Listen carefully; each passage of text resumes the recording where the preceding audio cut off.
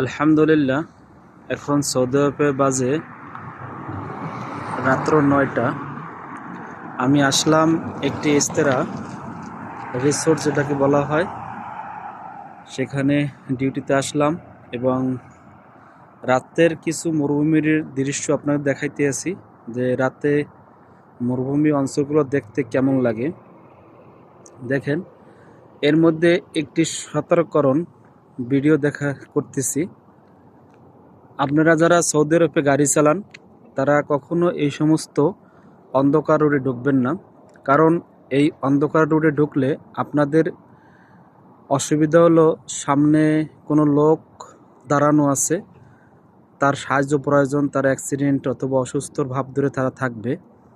যদি আপনি এই গাড়িটা দাঁড়া করান তাহলে আপনার প্রয়োজনীয় কাগজপত্র, মানিব্যাগ, টাকা, ব্যাংক কার্ড, মোবাইল, লাইসেন্স, আকামা তারা সব কিছু রেখে দিবে। কখনো দয়া করে আপনার দাঁড়াবেন না।